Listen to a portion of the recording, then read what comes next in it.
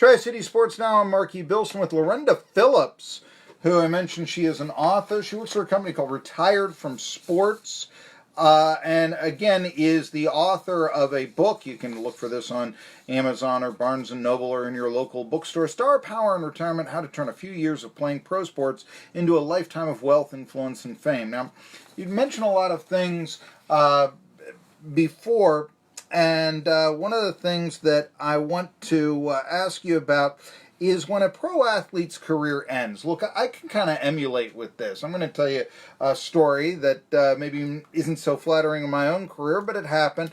I, all my life, wanted to cover the Pittsburgh Steelers. And I was able to do so for a low-paying job, paid by the article for the Johnstown Tribune-Democrat. And then after a year, it went away, and I was devastated. Okay, Lorenda Phillips? Now, I got to figure that there are plenty of pro athletes. Maybe they make it to the highest level. Maybe they play 5 years in the NFL, but all they've known is playing sports. And now, here they are, 27, an old man, and they no longer have their livelihood anymore. That's always got to be devastating to somebody. You've been around that. What is that like to a pro athlete?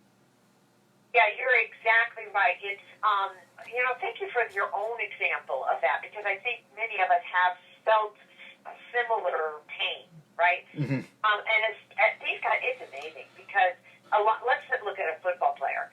Often they start with Pop Warner. They're kids when they start. And if they're good, and they obviously have been because they ended up in pro, right? So they were always like the number one, or always the captain, or always the leader on the team. And then as they got to high school, probably did the same thing. And in college, yep, they all hung around each other. They all knew their roles. They had a purpose. They had identity. They knew what their job was. And then and in the NFL, the time is, the average median time is 3.5 years in the NFL. So it's so short. It's, that's not even 4 seasons, right? And that's the average. There's a ton of guys, ton, that are there for a year. And so it's kind of like, wow, I was the best in the world at what I did. I got picked. And yet here I am now, no job, no prospects of getting picked up from another team, by another team. So it's devastating, and they really lose their identity. Like, who the heck am I? And you're absolutely right. 25, 27, somewhere around there, they're like, oh, I thought my playing time would last longer, like who I knew myself to be.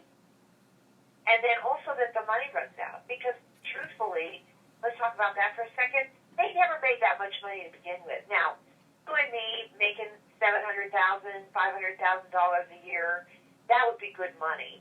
And, it is good money. But and I'm talking about who I work with is on middle-range guys, so not the marquee players, but the ones that are making between $500,000, $700,000, even $1 million. There's a lot of guys that got signed up for that. And it doesn't last long. And they get taxed, and they get, they have injuries sometimes that last a lifetime. And it's under the but the time needed to have their health plan kick in. Mm-hmm. So they don't get support with their health after they're cut.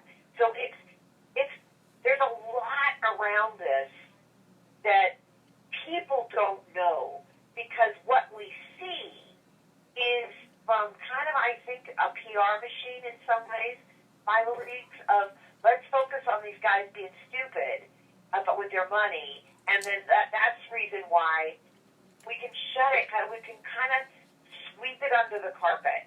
But I'm really here to say these guys